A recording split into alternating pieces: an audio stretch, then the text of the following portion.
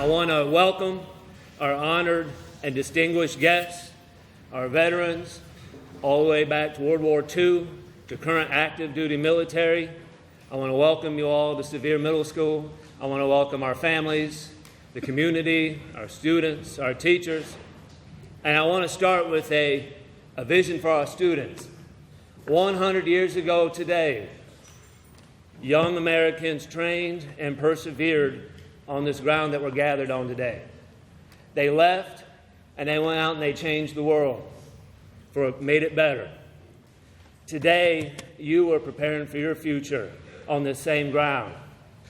And I look forward to seeing you, when you leave, going out and changing the world and making it better. I know you can do it, and I look forward to seeing it.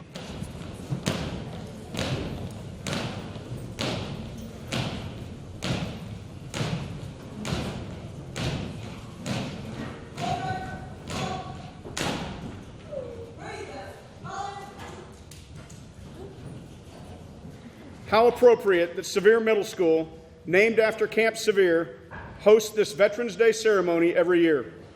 Remembering our history and honoring the contributions of those who served is an appropriate extension of the education process and an opportunity for students and parents alike to bring history to life.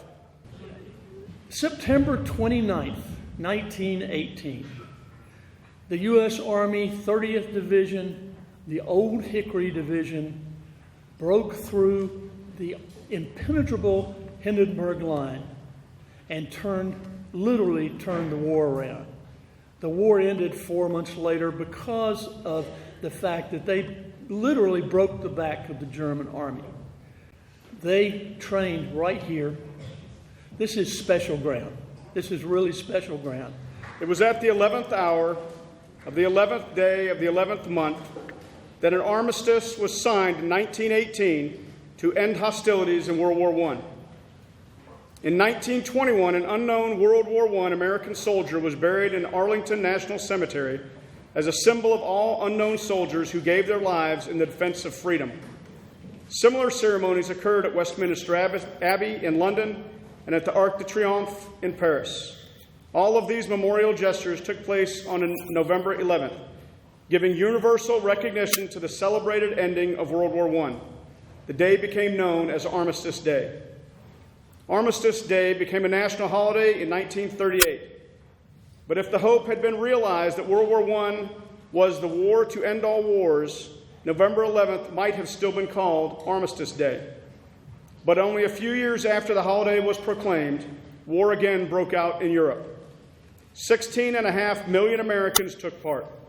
More than 400,000 Americans died in service.